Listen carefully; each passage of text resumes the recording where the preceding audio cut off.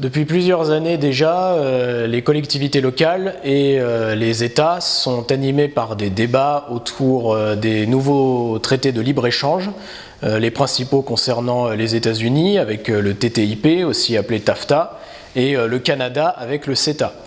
Ces traités rencontrent une grosse opposition de la part des collectivités, des populations et de la société civile, puisqu'ils menacent un certain nombre de normes en matière de droit environnemental et de droit social et de droit du travail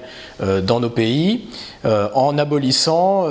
toutes sortes de bannières douanières et de réglementations qui régissent les échanges entre les pays d'Amérique du Nord et l'Union européenne. Par exemple, il ne sera plus possible de faire œuvre d'une certaine forme de préférence sur la localisation des produits ou sur la qualité de ces produits.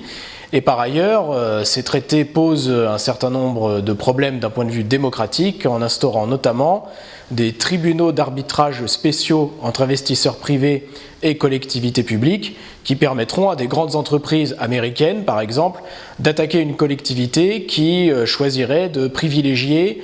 pour ses cantines scolaires des circuits courts ou une alimentation biologique de qualité. Donc c'est parce que nous sommes préoccupés par cette dégradation de nos conditions de vie qui seraient impactées par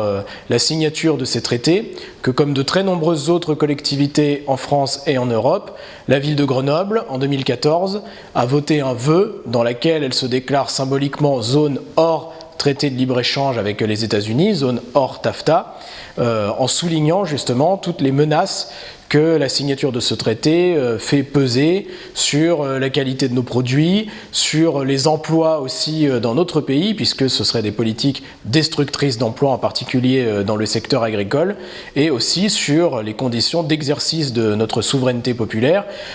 puisque c'est les tribunaux d'arbitrage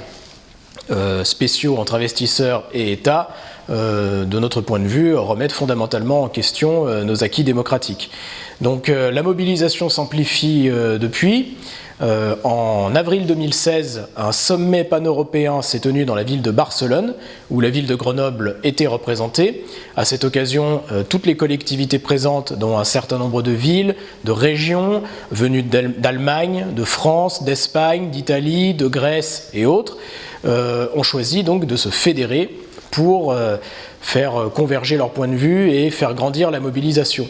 Et donc nous avons proposé à cette occasion d'organiser un deuxième sommet qui aura lieu à Grenoble le 18 février 2017. Et à cette occasion, nous essaierons de structurer le réseau de solidarité internationale autour de ces questions, de sorte à pouvoir, là encore, alimenter la mobilisation et faire en sorte qu'on parle de ces questions-là qui ont été pour l'instant trop peu abordées dans le débat public et dont les citoyens doivent pouvoir s'emparer. Donc cette journée du 18 février permettra aux collectivités et à la société civile organisée, mobilisée sur ces enjeux, d'échanger, de formuler des propositions, de faire le point aussi sur là où nous en sommes, puisque nous serons au lendemain du vote de la ratification du CETA par le Parlement européen. Et donc nous aborderons aussi en profondeur tous les impacts que ça peut avoir sur notre économie locale et sur nos règles de vie démocratiques. Et à cette occasion, nous mettrons aussi en valeur toutes les initiatives qu'ont prises les collectivités et notamment la ville de Grenoble pour justement renforcer cet aspect de production locale, d'alimentation de qualité, de produits qui respectent un certain nombre de normes sociales et environnementales. Et nous mettrons en valeur toutes les réalisations de la ville de Grenoble qui ont déjà été expérimentées jusqu'ici.